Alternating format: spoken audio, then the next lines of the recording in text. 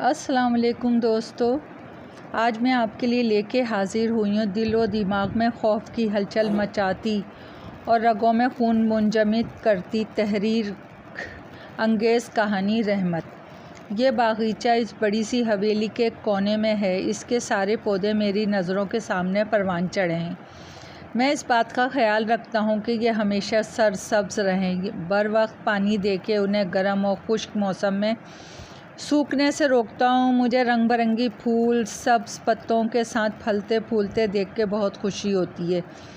जब भी मुझे किसी पत्ते पर कोई निशान या सुराख नज़र आता है तो मेरा दिमाग खोलने लगता है। मैं एक एक पत्ते पे इसका मुजरिम तलाश करने की कोशिश करता हूँ। अगर कभी मुझे छोटा सा वो गूंगा मिल जाए जिसने इस पत्ते को नुकसान पहुंचाया होता है तो मैं इसे अपनी उंगलियों में पकड़ के बुरी तरह मसल देता हूँ। इसका खोल मेरी उंगलियों के बीच फट जाता है और मैं हिकारत से इसे पौधे की क्यारी में फेंक देता हूँ जिसको वो खा रहा था। अब ये इसकी खुराक और खाद बनेगा। मेरा ख्याल है कि एक बागबान और माली को शफ़ाक़ होना चाहिए। वो नर्म जिस्म वाली जड़ी बूटियाँ, आरी जैसी दांत वाले कीड़े, रेंगते हुए मकोड़ों के साथ मुसलसल लड़ता है। ये सब कीमती टहनियों और नन्हे पत्तों की हिफाजत के लिए इसके पास एक मुश्किल और हिसाब करने वाला दिल भी होना चाहिए ताकि वक्त आने पे वो इस चीज़ को भी कुर्बानी दे सके जिसे से ख़ुद अपने हाथों से सींचा हो। ये बागीचा, ये पौधे, ये सब मेरी औलाद की मानिंद है।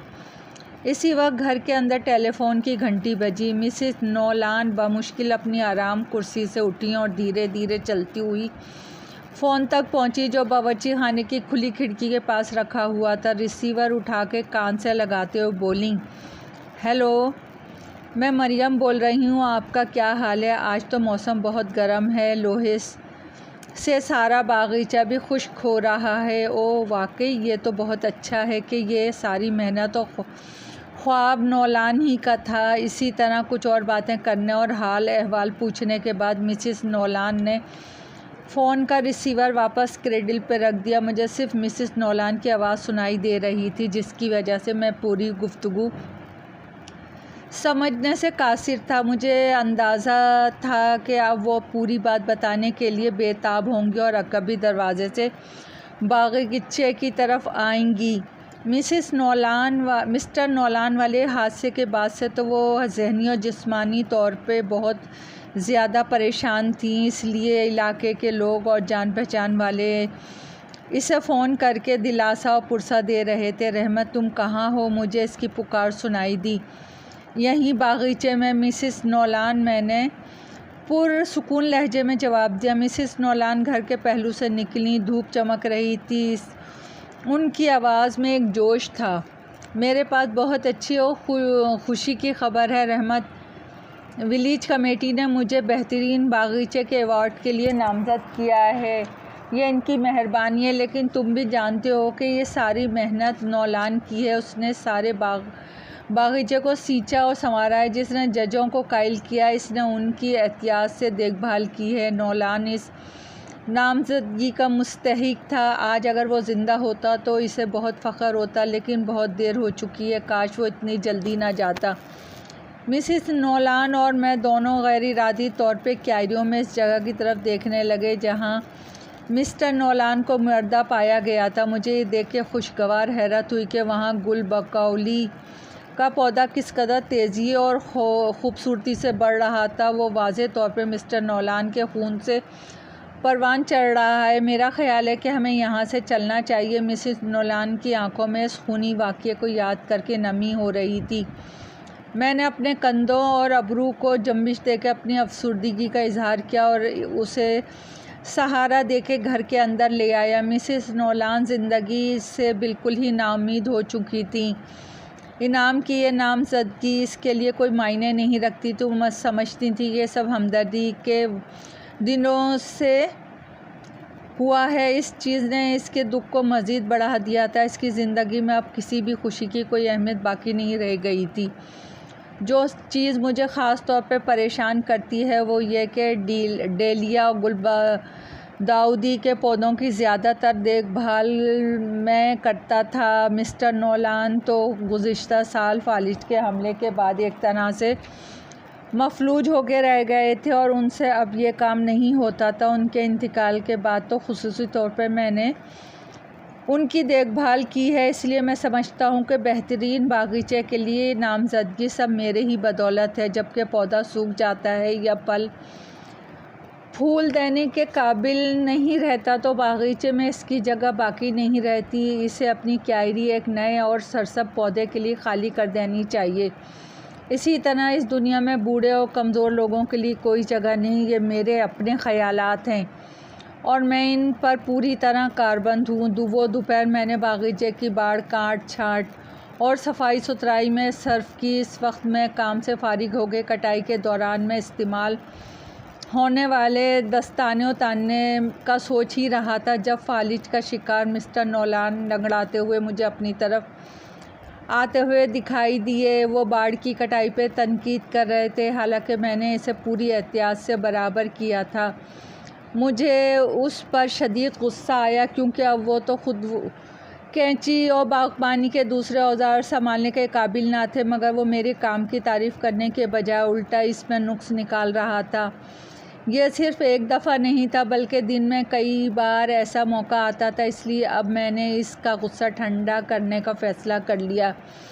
जूँ ही वो लंगड़ाता और गुस्से में बोलता हुआ मेरे करीब आया, मैंने अपने हाथ में पकड़ी कटाई वाली बड़ी सी कैंची पूरी कुव्वत से इसके पेट में घोंप दी। मुझे ज़्यादा कुव्वत सर्फ नहीं करना पड़ी।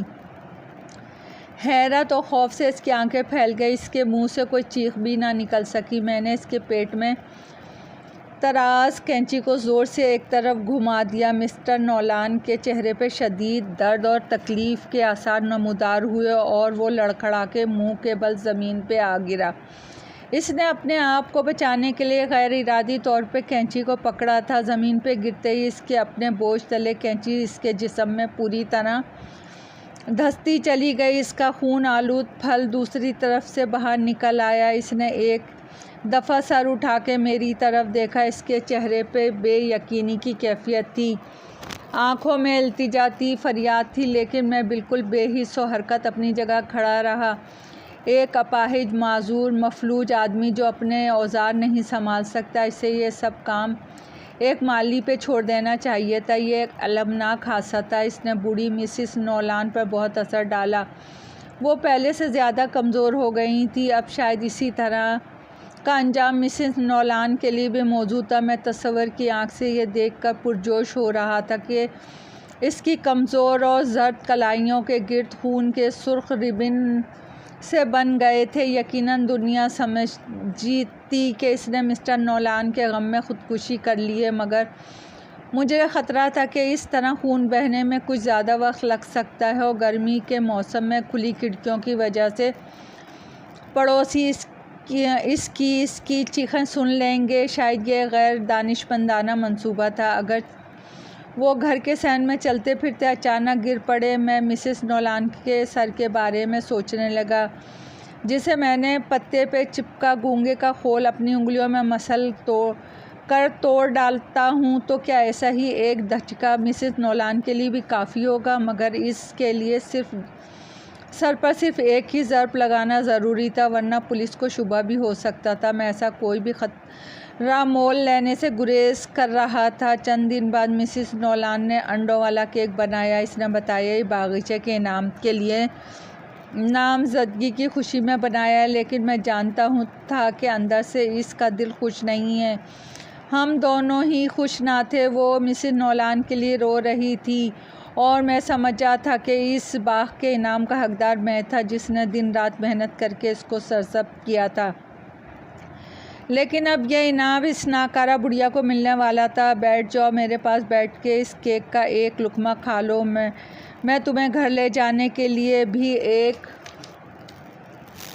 दूंगी। हम दोनों बावर्ची खाने में इसके छोटे किचन टेबल पर बैठ गए। मैं जानता था मिसिस नोलान के जाने के बाद मिस्टर नोलान के जाने के बाद मिसिस नोलान तन्हाई को बहुत ज़्यादा महसूस करने लगे हैं। इसने इसका कभी ज़बान से इजहार नहीं किया था, लेकिन मुझे इल्म था मेरी मौजूदगी से इसे तहफ़्फ़ुज़ का एहसास होता था। वो बहुत गमज़दा थी और मेरा दिल ये सोच के खुश हो रहा था कि मैं जल्दी इसे इस गम से रिहाई दिला दूँगा।